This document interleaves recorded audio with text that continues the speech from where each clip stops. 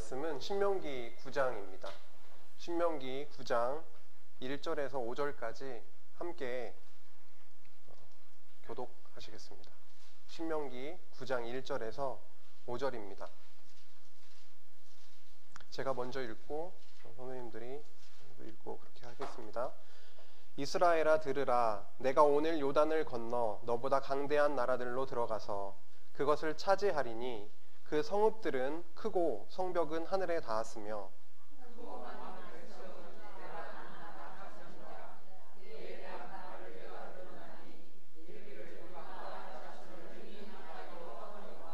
오늘 너는 알라. 내 하나님 여호와께서 맹렬한 불과 같이 내 앞에 나아가신즉 여호와께서 그들을 멸하사 내 앞에 엎드러지게 하시리니 여호와께서 내게 말씀하신 것 같이 너는 그들을 쫓아내며 속히 멸할 것이라.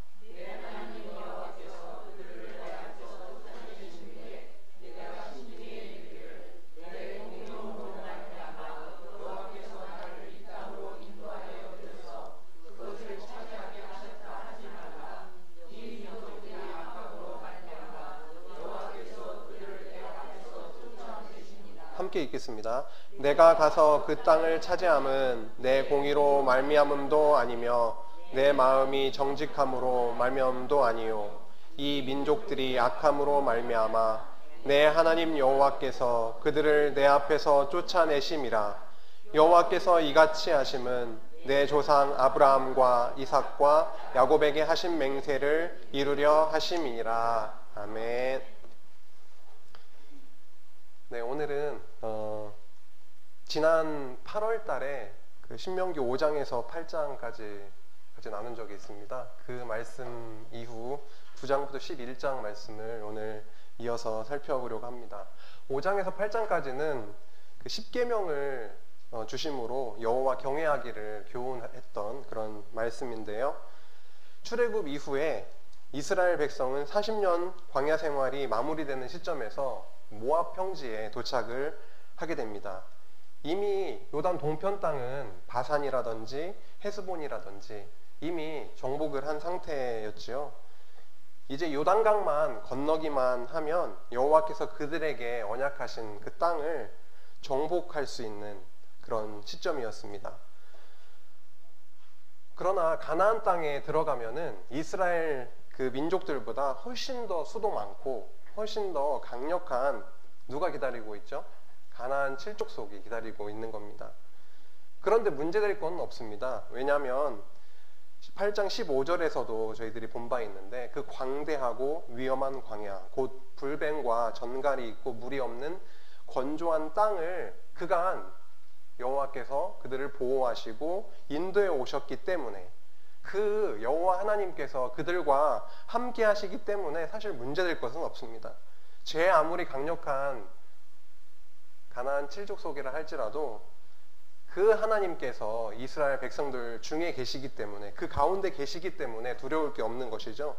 이제 요단강만 딱 건너가서 치기만 하면은 그들에게 주기로 약속된 그 가나안 땅을 손에 넣는 것은 시간 문제일 겁니다. 그런데 참 이상합니다. 하나님은 전혀 이렇게 서두르시는 것 같지가 않은 거죠. 하나님은 땅 정복 그 자체가 급하시지 않습니다.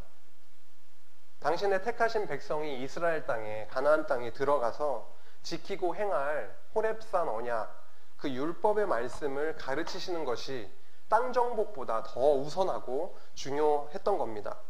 그런데 왜 호렙산 언약 재교육이 그렇게 그들에게 있어서 중요했던 일일까요? 지난 시간에 살펴봤었죠. 당연히 아시고 계시겠지만 이스라엘 자손들이 정복하고 들어갈 땅에는 이방 민족들과 이방 신들이 우글거리고 있기 때문이죠. 그래서 사전 교육이 필요했던 겁니다. 세 가지로 나눠 볼 수 있겠습니다. 정체성, 이스라엘 백성이 본인들이 어떠한 자들인지를 알아야 되고, 그리고 하나님이 어떠한 존재인지를 다시금 확인시켜줘야 되고, 그리고 그 땅에 들어가서의 삶에 대해서 알려줘야 됐다는 것이죠. 그래서 이스라엘 백성의 정체성은 그 하나님께서 거룩한 백성으로 삼으신 성민이라는 것이죠. 아무 이방 민족들과는 구별되어서 하나님께서 특별하게 구별해서 선택한 성민이다라는 것, 그리고 여호와 하나님만이 참 신이다라고 하는, 어떠한 이방신들이 굉장히 많을지라도 신 중의 신이 바로 참 신이 바로 그들이 섬기는 여호와 하나님이라는 것. 그래서 그들이 그 땅에 들어가서 여호와 하나님을 섬기며 경외하며 사는 것이 그들의 마땅한 본분이다라고 하는 것을 먼저 사전에 교육을 시키고 들어가야 됐더라는 것입니다. 아무런 교육 없이 들어가면은 어떤 일이 벌어질지는 뻔한 일이죠. 그래서 이러한 상황 속에서 새로 태어난 새로운 세대들에게 호렙산 언약 교육은 바로 필수 과정이었던 것입니다. 하나님께서는 그 어떠한 것보다도 이스라엘 백성이 가나안 땅에 들어가서 여호와 하나님을 경외하고 사는 것이 가장 중요했습니다. 가나안 땅 정복은 그 자체가 목적이 아니라 하나님이 살아계심을 보여주시는 그런 과정인 것이죠. 그래서 신명기 6장 4절에서 9절을 보면 그 여호와께서 자녀 교육을 어떻게 해야 되는지에 대한 그 과정을 보여주시는 부분이 있습니다. 거기에 보면은 앉으나 서나 밖에 있으나 안에 있으나 언제든지 하나님의 그 말씀을 강론하라, 가르치라 라고 하는 말씀이 나오는데요. 그만큼 이스라엘 백성들에게는 그 땅에 들어가서 이 말씀, 호렙산 언약, 이 말씀은 바로 생명과 같은 말씀이라고 할 수가 있겠습니다. 9장에 들어가기에 앞서서 지난 시간에 살펴봤던 8장 끝 부분을 좀 같이 살펴보고 9장과 연결을 한번 해보고자 합니다. 8장 11절에서 21절을 한번 찾아주시겠습니까? 8장 11절에서 20절인데요.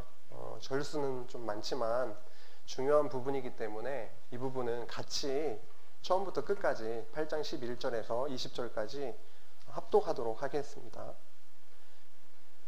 내가 오늘 내게 명하는 여호와의 명령과 법도와 규례를 지키지 아니하고 내 하나님 여호와를 잊어버리지 않도록 삼갈지어다. 내가 먹어서 배부르고 아름다운 집을 짓고 거주하게 되며 또 내 소와 양이 번성하며 내 은금이 증식되며 내 소유가 다 풍부하게 될 때에 내 마음이 교만하여 내 하나님 여호와를 잊어버릴까 염려하노라. 여호와는 너를 애굽 땅 종되었던 집에서 이끌어내시고 너를 인도하여 그 광대하고 위험한 광야 곧 불뱀과 전갈이 있고 물이 없는 간조한 땅을 지나게 하셨으며 또 너를 위하여 단단한 반석에서 물을 내셨으며 내 조상들도 알지 못하던 만나를 광야에서 내게 먹이셨나니 이는 다 너를 낮추시며 너를 시험하사 마침내 내게 복을 주려 하심이었느니라. 그러나 내가 마음에 이르기를 내 능력과 내 손의 힘으로 내가 이 재물을 얻었다 말할 것이라. 내 하나님 여호와를 기억하라. 그가 내게 재물 얻을 능력을 주셨음이라. 이같이 하심은 내 조상들에게 맹세하신 언약을 오늘과 같이 이루려 하심이니라. 내가 만일 내 하나님 여호와를 잊어버리고 다른 신들을 따라 그들을 섬기며 그들에게 절하면 내가 너희에게 증거하노니 너희가 반드시 멸망할 것이라. 여호와께서 너희 앞에서 멸망시키신 민족들 같이 너희도 멸망하리니 이는 너희가 너희의 하나님 여호와의 소리를 청종하지 아니함이니라. 아멘. 네, 이 부분에서 보시면 여호와 하나님께서 율법을 주신 목적을 볼 수가 있습니다. 먼저는 11절, 14절, 18절에 보시면 여호와를 기억하도록 하기 위함이다라고 하는 것이죠. 그런데 이스라엘 백성은 13절 내용처럼 어떻게 될 때에 여호와를 까마득하게 잊게 되냐면 재물이 풍부하게 될 때 여호와를 까마득하게 잊고 17절의 내용처럼 내 능력과 내 손의 힘으로 내가 이 재물을 얻었다라고 말할 것이다라고 하는 겁니다.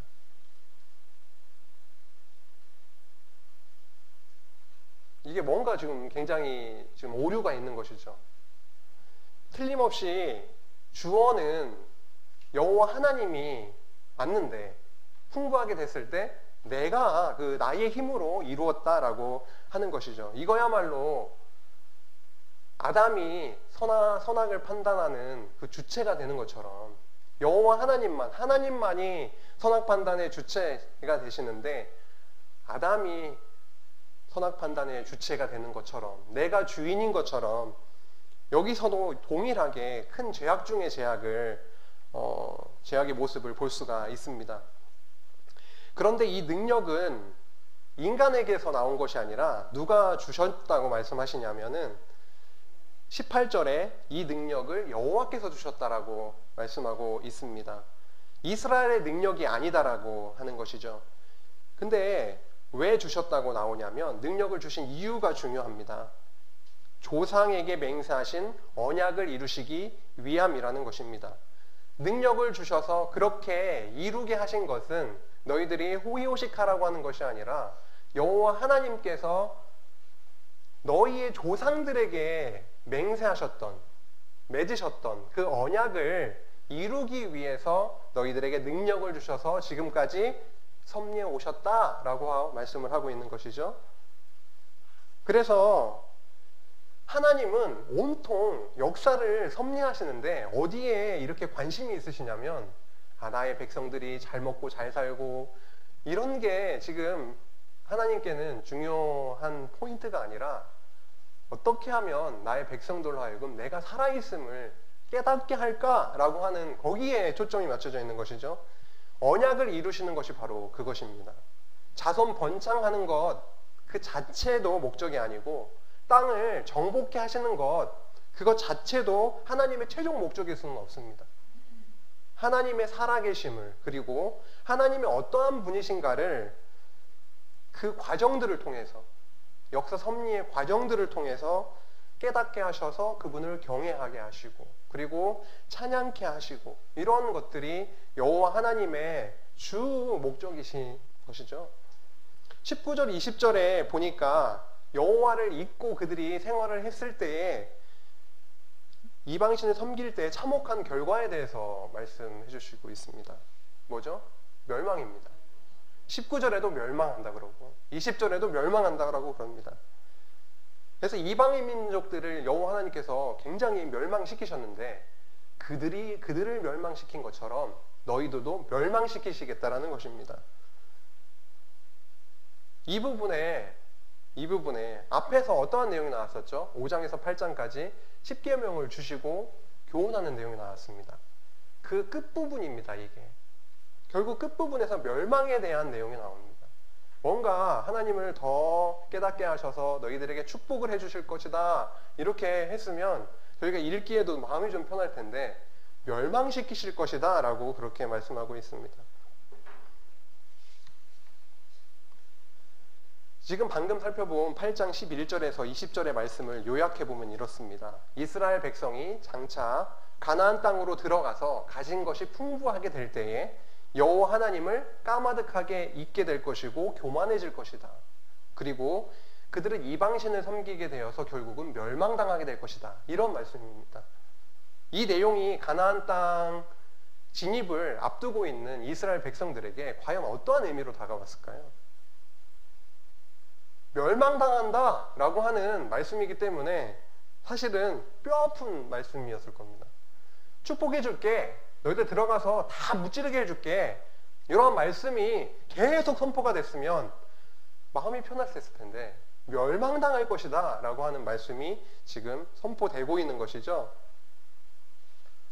그런데 이렇게 말씀이 끝났으면 사실 굉장히 읽기 힘든 말씀일 겁니다.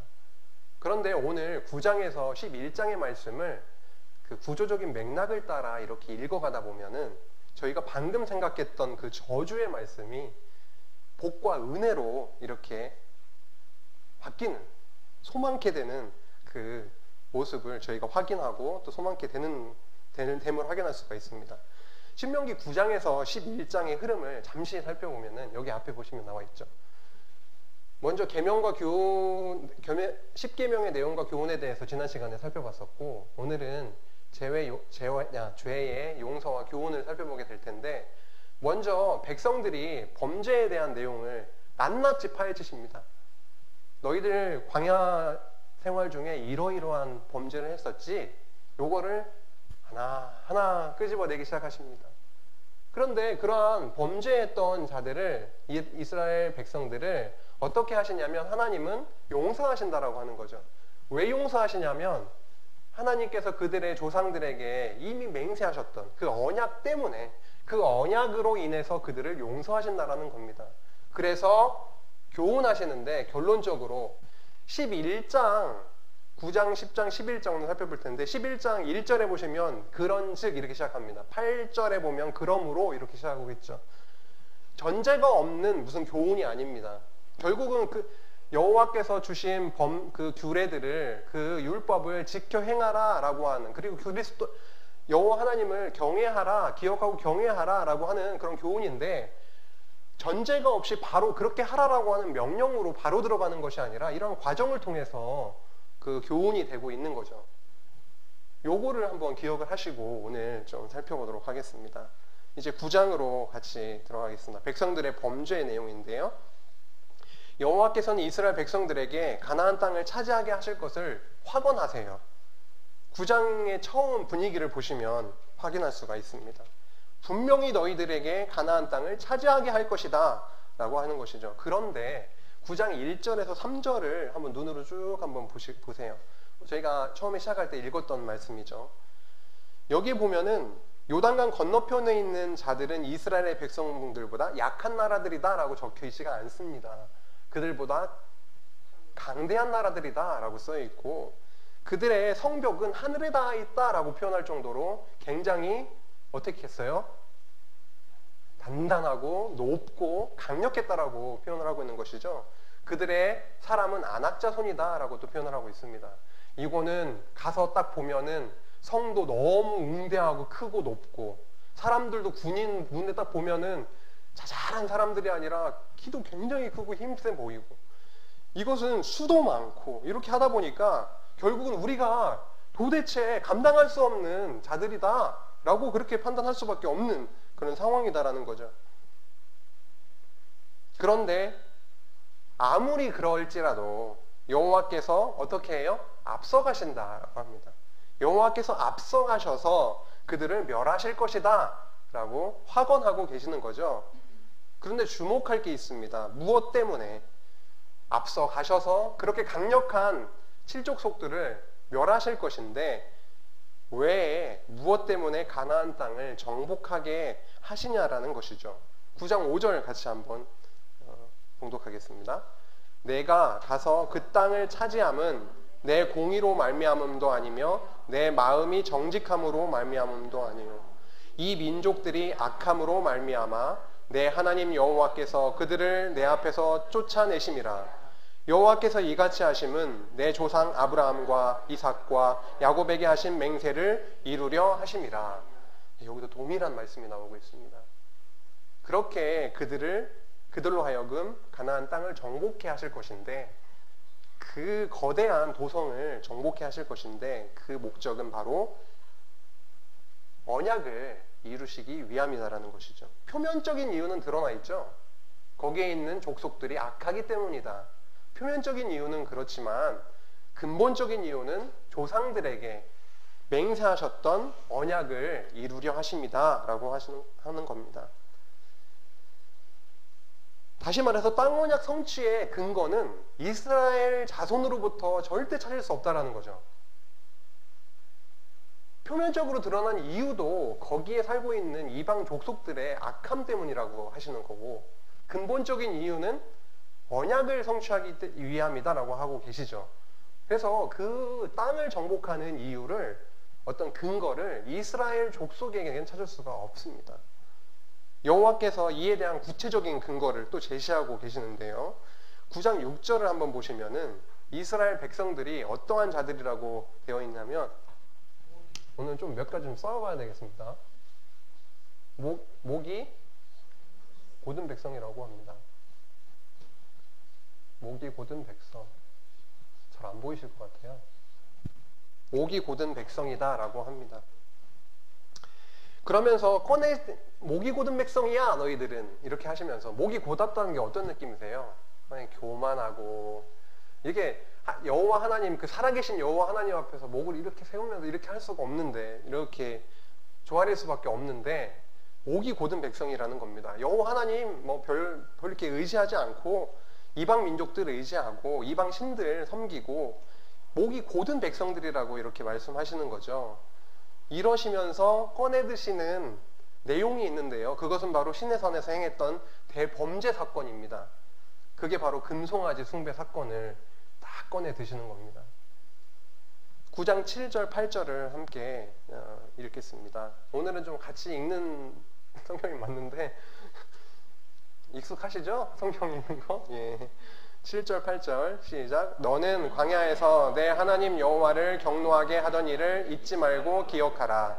내가 애굽 땅에서 나오는 날부터 이곳에 이르기까지 늘 여호와를 거역하였으되 호렙산에서 너희가 여호와를 경노하게 하였으므로 여호와께서 진노하사 너희를 멸하려 하셨느니라. 목이 곧은 백성이고요. 어떻게 했다고요? 늘 거역했다. 여호와를 늘 여호와를 거역했다 라고 합니다. 늘 여호와를 거역했다. 여호와께서 이스라엘 백성을 평가하는 내용을 보면 과히 충격적입니다. 늘 이렇게 합니다. 늘 항상 여호와를 거역했던 자들로 평가되고 있습니다. 그들은 목이 곧은 백성이었다고 아까 언급이 되었고요. 특히 호렙산에서 금송아지 숭배 사건으로 인해서 여호와는 경노하셨고 그들은 멸절의 위기에 처하게 되었습니다. 이때 모세가 40주 40야를 여호와 하나님 앞에 넙죽 엎드려서 떡도 안 먹고 물도 마시지 않은 상태로 금식하면서 조상들에게 맹세하신 언약을 부여잡고 간구했습니다. 근거 없이 무조건 용서해 주세요 이렇게 한 게 아니라 뭘 붙잡고요? 조상들에게 맹세하셨던 그 언약을 부여잡고 간구하게 됩니다. 이게 출애굽기 32장 13절에 나와 있습니다. 그러자 여호와께서 모세의 언약에 근거한 기도를 들으시고 그들을 멸하지 않으셨습니다. 이렇게 여호와 앞에서는 언약을 붙들고 하는 기도가 능력이 있습니다. 그렇게 광대하시고 전능하신 심판의 하나님도 언약이요! 이렇게 언약입니다! 이렇게 들고 나가시면 하나님도 꼼짝 못 하시는 겁니다. 이렇게 금송아지 우상숭배 사건에 이어서 또 언급되는 그 사건들이 몇 가지가 등장이 됩니다. 9장 22절에서 24절인데요. 여기도 같이 읽어보시겠습니다. 9장 22절에서 24절. 너희가 다베라와 마사와 기브롯 핫다와에서도 여호와를 경노하게 하였느니라. 여호와께서 너희를 가데스 바네아에서 떠나게 하실 때에 이르시기를 너희는 올라가서 내가 너희에게 준 땅을 차지하라 하시되 너희가 너희의 하나님 여호와의 명령을 거역하여 믿지 아니하고 그 말씀을 듣지 아니하였나니 내가 너희를 알던 날부터 너희가 항상 여호와를 거역하였다. 늘 항상 여호와를 거역하였다 라고 합니다. 여기서 22절에 그 지명들이 몇 가지가 나오고 있습니다. 간단하게 살펴보면 다베라라고 하는 것은 민수기 11장 1절에서 3절에 등장이 되고 있습니다. 이 사건은 백성이 악한 말로 여호와께 원망을 하게 됩니다. 이때 여호와의 불이 진영의 끝을 살라버립니다. 이 사건 기억나시죠? 다베라 사건. 마사는 무리바 사건입니다. 무리바라고도 마사라고도 하고 무리바라고도 한다 이렇게 표현이 되어 있죠. 출애굽기 17장 1절에서 7절 말씀인데 어찌하여 우리를 애굽에서 인도하여 내어서 우리와 우리 자녀와 우리 가축이 목말라 죽게 하느냐라고 하면서 불평불만했던 사건입니다. 그리고 기브롯 핫다와라고 나오죠. 민수기 11장 4절에서 35절 민수기 11장 거의 전체의 내용입니다. 이 사건은 메추라기 사건으로 보시면 되겠습니다.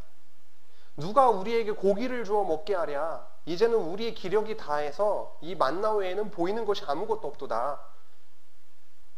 이렇게 불평불만해. 그들의 탐욕을 막 이렇게 부렸던 사건이죠. 이때 여호와께서 큰 재앙을 내리셔가지고 그들을 쳤고 많은 자들이 죽었고 장사 지낸 바 되었습니다. 기브롯 핫다와라고 하는 뜻이 탐욕의 무덤이라고 합니다. 탐욕을 굉장히 부리다가 많은 죽음을 당하게 되었습니다.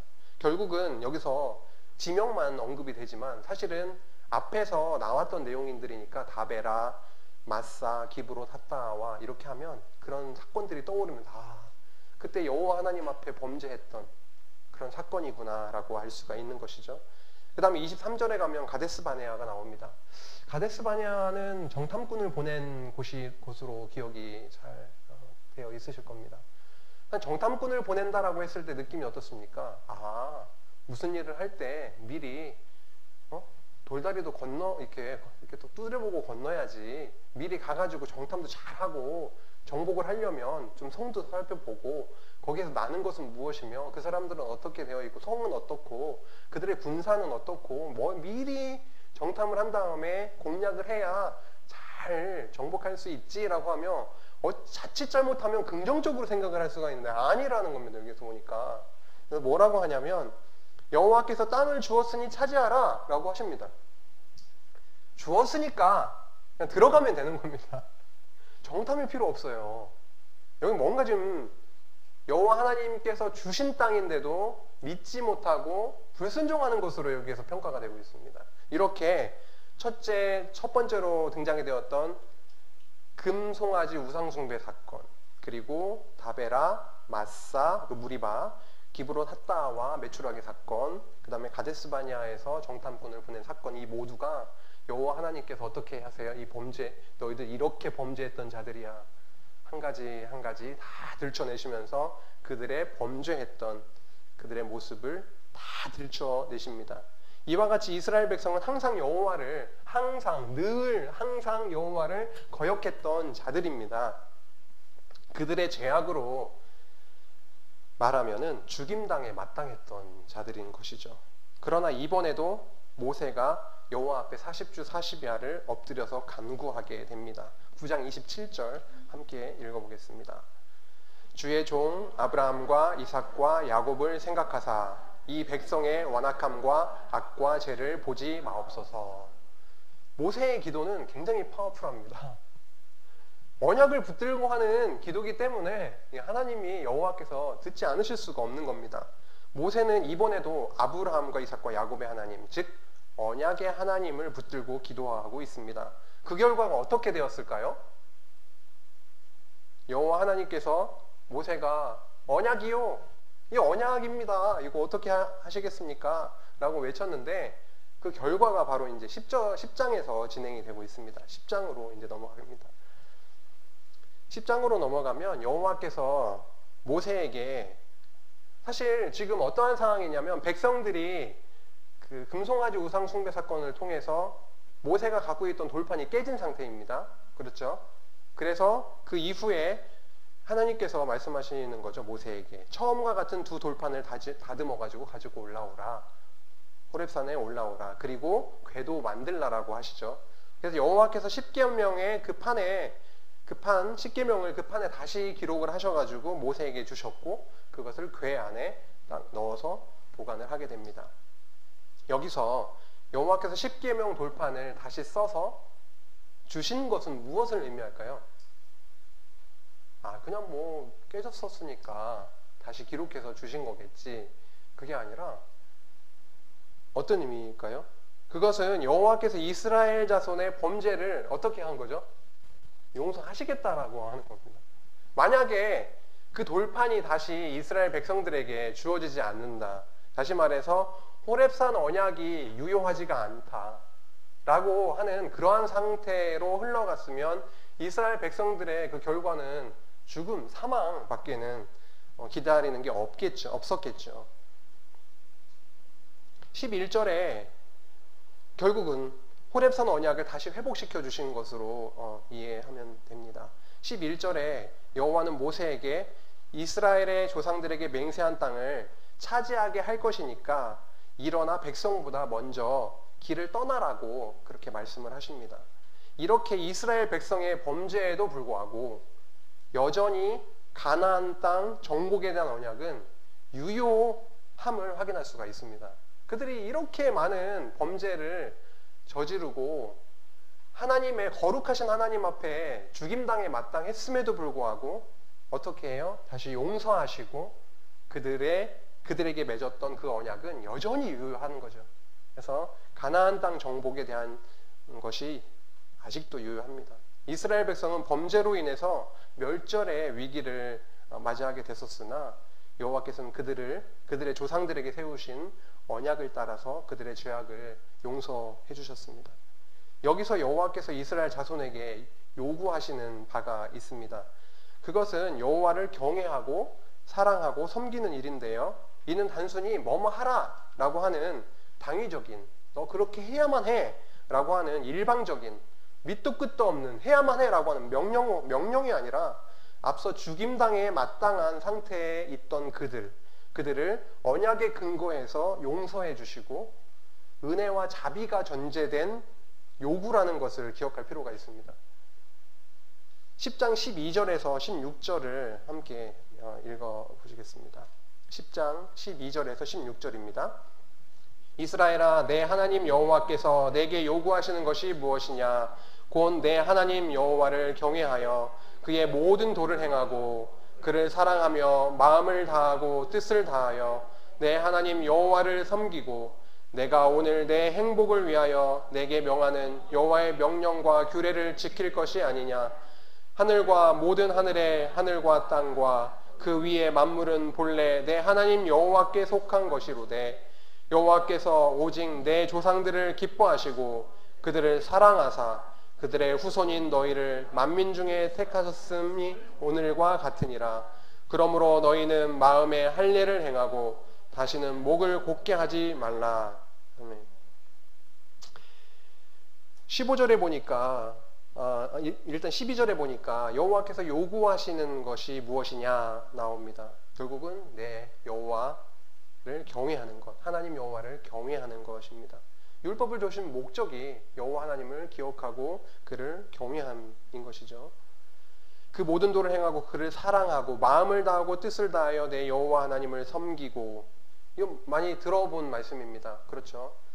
그 계명을 요약하면 하나님 사랑, 이웃 사랑이잖아요. 지금 방금 그 읽은 부분은 하나님 사랑의 지금 부분에 속해 있고, 그 아래 여기에 저희가 읽진 않았지만 17절 이후에 보시면은 이웃 사랑에 대한 내용들이 또 나오고 있음을 볼 수가 있습니다. 18절에 고아와 과부를 위하여 정의를 행하시며 나그네를 사랑하여, 이런 말씀들이 쭉 나오고 있습니다. 15절에 보시면은 그들을 사랑하사 그들의 후손인 너희를 만민 중에서 택하셨다라고 하시죠. 언약을 이루시는 신실하신 하나님, 그리고 이렇게 만민 중에서 특별히 너희들을 선택하시는데 사랑하심으로 선택하시는 그 자비하심, 그런 부분들을 또 언약을 신실하시고 자비하신 하나님을 볼 수가, 이렇게 확인할 수가 있습니다. 16절에 마음에 할례를 행하고 다시는 목을 곧게 하지 말라라고 하는 또 말씀이 있는데, 마음에 할례를 행하라라고 하니까 사실은 조금 이렇게 와닿지가 않을 수는 있죠. 그 마음에 할례라고 하는 것은 남자의 생식기에 이렇게 표시를 내는 건데, 그게 아니라 이 마음의 할례를 행하라라고 하는 것이죠. 이게 신명기 30장 6절을 메모를 해놓으시면 참고가 되실 겁니다. 마음의 할례라고 하는 것이 백성 스스로가 내 마음을 막 이렇게 막 가슴을 두드리면서 치면서 애통해하고 뭐 이런 인위적인 뭔가 그런 노력에 해당하는 것이 아니라, 마음의 할례는 스스로 하는 것이 아니라 여호와 하나님께서 마음의 할례를 해주시겠다라고 하는 게 신명기 30장 6절에 나옵니다. 내 하나님 여호와께서 내 마음과 내 자손의 마음의 할례를 베푸사 너로 마음을 다하여 뜻을 다하여 내 하나님 여호와를 사랑하게 하사 너로 생명을 얻게 하실 것이며 라고 그렇게 말씀하고 있죠. 지금 10장 12절에 말씀하고 있는 그를 사랑하며 마음을 다하고 뜻을 다하여 내 하나님 여호와를 섬기라 라고 하는 말씀이 당위적인 일방적인 어떤 요구, 명령, 부담스러운 이런 말씀이 아니라, 결국은 여호와 하나님께서 또 그렇게 마음의 할례를 베푸셔서 그렇게 마음을 다하여 뜻을 다하고 힘을 다해서 여호와를 사랑하게 하실 것까지 말씀을 하고 있는 것이죠. 10장 17절의 말씀처럼 하나님은 신중의 신, 왕 중의 왕, 신들의 신, 신 중에 정말 참신이라고 그렇게 말씀하고 있고, 10장 21절 말씀에 보면 여호와 하나님은 이스라엘 자손의 찬송을 받기에 합당하신 분으로 나오고 있습니다. 애굽에 내려갈 때는 겨우 70명이었잖아요. 그런데 지금 가나안 땅을 들어가기에 앞서서 지금 이 순간에 어떻게 표현되고 있죠? 여기에 보니까요. 하늘의 별과 같이 번창하게 하셨다. 전능하신 하나님에 대해서 또 말씀해 주시고 계시고, 언약을 성취하신 신실하신 하나님에 대해서, 너희를 특별히 사랑해서 선택한 자비하신 하나님에 대해서, 하나님의 그 어떠한 하나님이신지에 대해서 이렇게 마구마구 그렇게 보여주고 계십니다. 11장으로 한번 넘어가도록 하겠습니다. 사실 더 자세하게 보면 좋은데 한정된 시간 안에 좀 봐야 돼서 자세한 부분은 전체 그 강론을 통해서 확인해 주시면 더 감사하겠습니다. 11절 결론적인 교훈인데요. 아까 초반에 말씀드린 것처럼 백성들이 이런저런 많은 범죄를 했습니다. 그렇게 범죄했음에도 불구하고 하나님은 그들을 용서하시는데, 언약 때문에, 그들의 조상들에게 맹세하신 그 언약 때문에 용서해 주셨습니다. 그러한 용서와 은혜와 그러한 자비와 그러한 것들을 먼저 깨닫고 나서 결국은 그 교훈과 연결이 되는데요. 11장에 보시면은 1절 말씀이 뭘로 시작하냐면 그런즉이라고 시작하고 있습니다. 사실 앞에 있는 내용이 전제가 되고 그런즉 이렇게 당연히 이어졌겠죠.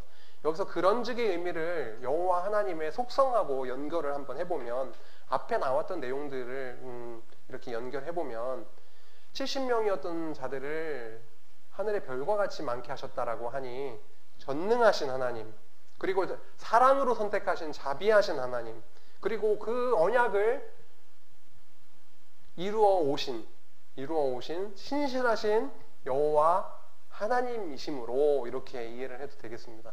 그런즉 이렇게 이해를 하면 되겠죠. 그래서 11장 1절에 보니까 한번 읽어보실까요? 그런즉 내 하나님 여호와를 사랑하여 그가 주신 책무와 법도와 규례와 명령을 항상 지키라. 항상 지키라. 부담스러운 말씀이죠. 항상 지키라. 누가 항상 지킬 수 있겠어요? 그러니까 이러한 말씀이 직접 저희들에게 오면은 안 되죠. 예.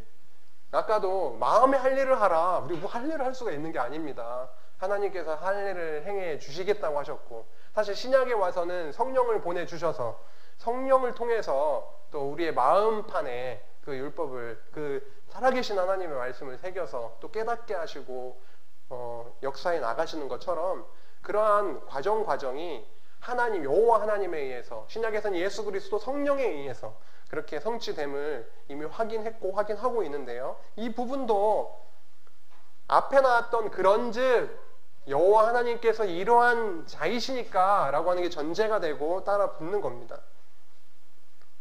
2절에 보니까요. 그리고 지금 이러한 말씀들을 자꾸 해줄 수밖에 없는 이유가 좀 힌트가 또 나옵니다. 2절에 너희의 자녀는 어떠하다고요? 알지 못하나라는 겁니다. 이러한 내용을 알려주지 않으면은 알 수가 없는 거예요. 사실은 아무리 객관적인 우리가 살고 있는, 우리 이 시대를 살아가고 있는 저희들이라 할지라도 우리나라에서 오늘 일어나는 일을 알 수가 없습니다.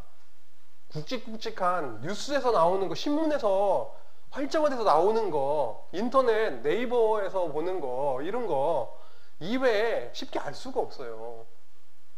알게 됐다 하더라도 어느 정도 시간이 지나면 망각합니다. 경험한 사람도 잊어요. 그렇죠?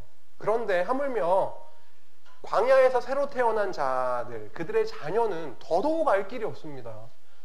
전혀 알지 못하고 가나안 땅으로 들여보낼 수가 없는 거죠. 사전 교육이 필요하고 하나님이 어떠한 자이신지가 분명히 확인이 돼야 되고, 너희들의 정체성이, 너희들은 어떠한 자들인지 확인이 돼야 되고, 너희들이 앞으로 들어가서 생활하게 될, 살게 될 그 땅 주실 것인데, 그 땅에서 어떻게 살아가야 되는지에 대한 가이드라인을 자세하게 이렇게 지금 보여주고 있는 것이죠. 너희의 자녀는 알지 못한다라고 하는 겁니다. 보지도 못하였다. 너희가 오늘 기억해야 될 것은 이라고 하면서 막 이제 적고 있습니다. 그리고 8절을 보니까 또 그러므로 이렇게 지금 이어지고 있죠.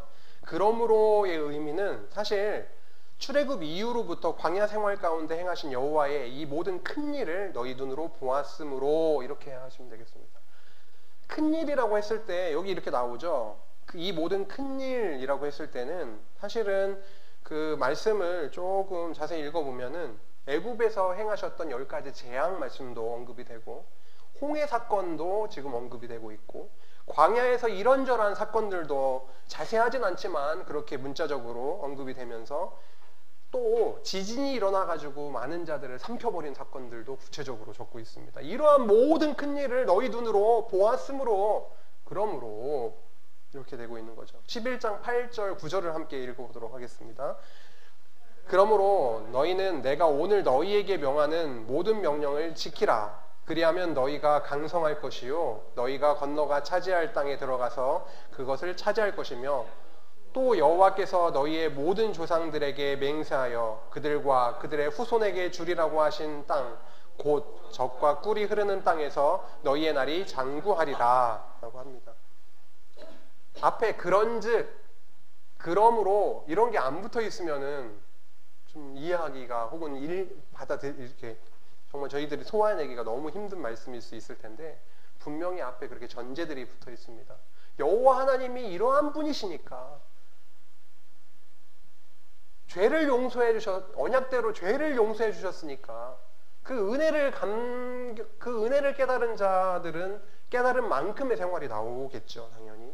그리고 여기에서 주의 깊게 또 보아야 될 부분은 뭐냐면 자꾸 신명기에서 지키라 이런 말씀이 자꾸 나오지 않습니까? 지키라. 이게 우리나라 그 국어 이거 낱말만 보면은 행하라 이렇게 이해하기가 쉬운데 사실 영어로는 keep이에요. 그리고 히브리어로는 샤마르라고 하는 건데 이게 간직하고 보관하고 이런 겁니다. 그래서 이렇게 행해라, 이렇게 해라, 몸으로 이렇게 해라 이게 아니라 고이 간직하고 이렇게 소중히 갖고 있어라 라고 하는 의미인 것이죠. 이 말씀을 그들을 가까이에 두지 아니하면 이스라엘의 왕들이 율법을 자기 옆에 가까이 두지 아니하면 여호와 하나님을 잊을 수밖에 없는 거죠. 그렇죠?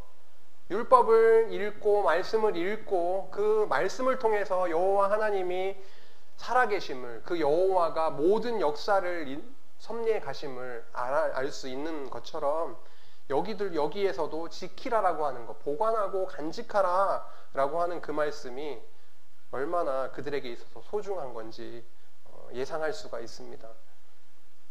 경험해보지도 않고 보지도 못한 그들에게 여호와 하나님을 알 수 있는 방법은 율법의 말씀을 가까이 하고 익히는 것밖에 없겠죠. 그래서 11장에 보면은 자녀들을 어떻게 교육하는지 다시 반복되고 있습니다. 그렇죠.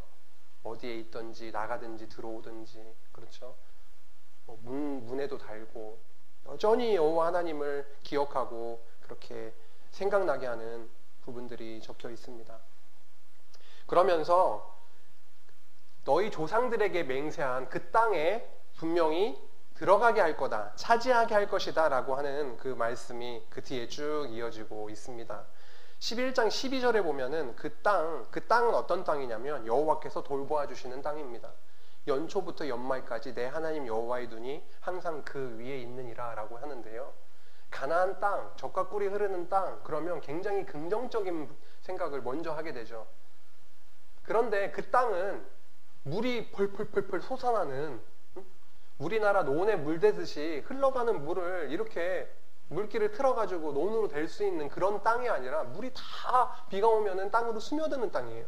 그래서 여호와 하나님께서 그 땅을 연초부터 연말까지 지켜보시면서 함께 하시면서 적당한 시기에 이른 비와 늦은 비를 내려주시지 않으면은 소출이 나지 않는 땅인 것이죠. 여호와 하나님께서 함께 하셔야 젖과 꿀이 흐르는 땅이 되는 것이죠. 그러한 땅입니다. 사실 그래서 이러한 부분만 봐도 땅 정복 그 자체가 목적이 될 수는 사실은 없는 거죠. 땅을 정복해 하시는 과정에서 여호와 하나님을 깨닫게 하시고, 사실 그 안에 들어가서 풍부하게 되면 어떻게 된다고요? 내가 했습니다. 오히려 여호와 하나님 잊어버리고 이방을 쫓아가게 되고 다 그렇게 되어 있는 거 아닙니까? 11장 끝부분이 어떻게 끝나고 있냐면 사실은 복과 저주로 끝나고 있습니다. 이렇게 하면은, 이렇게 하게 되면 복 줄 거고, 이렇게 하게 되면 저주 하시겠다라고 하는 건데요. 신명기 27, 8, 90 그 부분에 보면은 모압 땅 언약 다 나오지 않습니까? 다 그게 축복과 저주의 말씀 아닙니까? 결국은 그렇게 말씀하시는 것은 너희로 하여금 무조건 잘 살아야 돼. 이 말씀을 무조건 잘 행해가지고 너희들의 뭔가 나에게 좋은 모습을 보여줘야 돼. 이렇게 그런 목적이 아니라 오히려 어떻게 해요? 범죄케도 하시고, 그래서 매를 대시기도 하시고, 또 그들의 마음에 할례를 베푸셔가지고 다시 깨닫게 하셔서 여호와 하나님을 또 사랑하기도 하시고, 그런 과정들을 통해서 여호와께서, 하나님께서 분명히 살아계시구나, 언약하시면 분명히 이루어내시고야만은 그런 우리와 함께 하시는 그 신은 살아계신 참신이고 여호와이시구나 라고 하는 것을 깨닫게 하시는 게 사실은 가장 중요하고, 그 하나님을 깨닫게 될 때에 그들이 그를 기억하고 경외하고 찬송하며 그렇게 살게 되겠죠. 11장 31절 32절 마지막으로 함께 읽겠습니다. 너희가 요단을 건너 너희의 하나님 여호와께서 너희에게 주시는 땅에 들어가서 그 땅을 차지하려 하나니 반드시 그것을 차지하여 거기 거주할지라. 내가 오늘 너희 앞에 베푸는 모든 규례와 법도를 너희는 지켜 행할지니라. 아멘. 신명기 말씀에서 땅 얘기가 굉장히 많이 나오죠. 신해선 언약에서는 땅 얘기 그렇게 안 나옵니다. 신명기에서는 호렙선 언약, 율법의 말씀을 하시면서 지금 어느 맥락에 있냐면 땅을 정복해가는 맥락이 있기 때문에, 땅을 요단 서편 땅에 들어갈 직전에 있기 때문에 그 땅 얘기가 굉장히 많이 나오고 있음을 볼 수가 있습니다. 너희의 조상들에게 맹세한 그 땅을 분명히 줄 것이다, 차지하게 할 것이다 라고 하는 말씀인 것이죠. 오늘 함께 상고한 말씀을 통해서 하나님은 언약 백성의 죄악을 낱낱이 폭로하셨습니다. 그들은 광야 생활 내내 늘 항상 여호와를 거역했습니다. 목이 고든 백성이었습니다. 마음속에서는 탐욕과 불만이 가득한 죄 많은 자들이었습니다. 그들의 모습을 봐서는 언약 성취의 복을 전혀 누릴 수 없는 그런 자들이었습니다. 그들은 하나님의 경노하심으로 멸절당에 마땅한 자들이었지만 여호와께서는 그들의 조상들에게 맹세하신 그 언약을 기억하시고 그들을 용서해 주셨습니다. 이렇게 여호와 하나님은 신실하시고 자비하신 그런 분이시죠. 땅 정복은 이스라엘 백성의 힘으로는 도저히 이루어낼 수 없는 일임을 확인하게 하셨습니다. 기브롯 핫다와에서 탐욕으로 죽임당한 자들과 하등 다를 바 없는 그들이기에 감히 내게 능력이 있어서 내가 이것을 해냈다라고 할 수 있는 존재가 아님을 깨닫게 하십니다. 무능력한 죄인으로 오직 여호와 하나님만을 바라보게 하시고 그들의 의가 아니라 여호와께서 그들에게 주신 언약에 따라서 그들의 죄악을 용서하심으로 땅 정복, 땅 언약 성취가 가능함을 보여주셨습니다. 우리 성도들의 삶을 구약 40년 광야 생활과 견주어 조명해 볼 수 있습니다. 이 땅에서의 광야 생활이 40년이 될지 80년이 될지 혹 120년이 될지는 하나님께 달려 있겠죠. 그 기간 동안 우리에게 주어진 유일한 길, 이스라엘 백성들이 광야 생활을 통해서 하나님께서 계속 추구하게 하시고 계속 지금 관심 있는 부분은 여호와 하나님 깨닫게 하신 이거였거든요. 우리의 광야 생활, 이 땅에서의 광야 생활의 핵심, 유일한 그 일은 하나님 배우는 일입니다.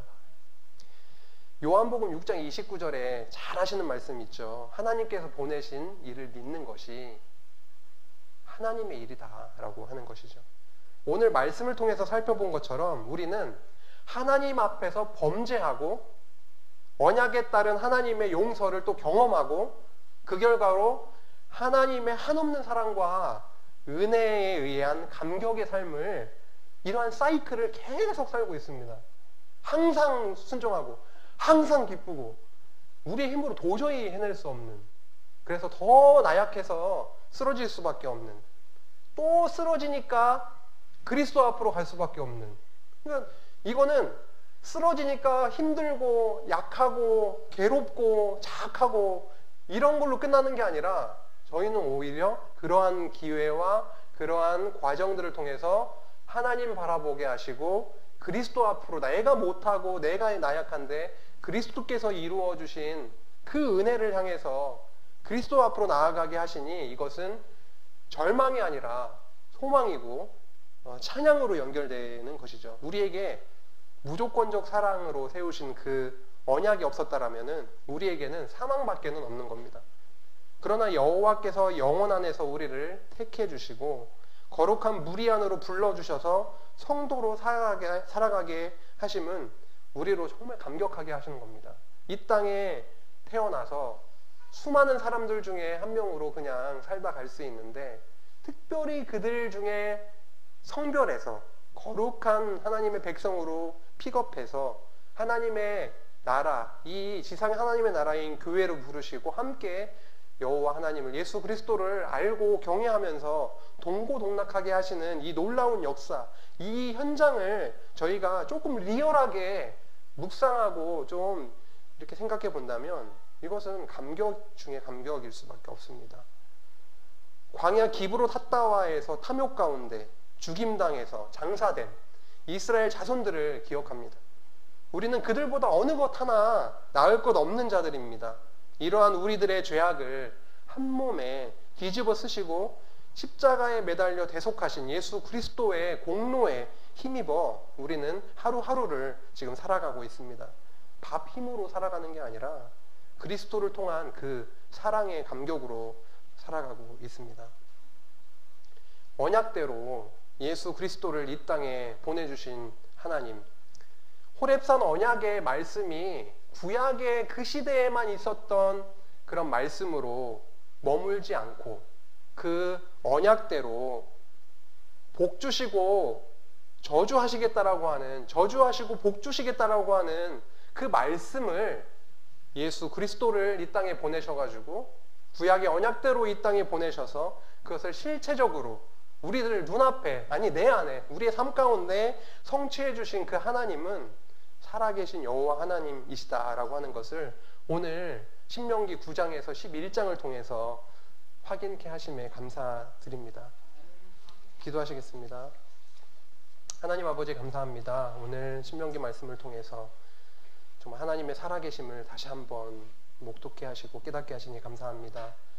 항상 늘 여호와 하나님 앞에 범죄하고 목이 곧았던 이스라엘 백성들의 모습이 시시때때로 저희들 모습에도 드러납니다. 그럴 때마다 저희들의 가슴을 치게 하시고 예수 그리스도 앞으로 더 나아가는 하나님의 거룩한 성도들이 될 수 있도록 주님께서 인도하여 주시옵소서. 예수님의 이름으로 기도했습니다. 아멘.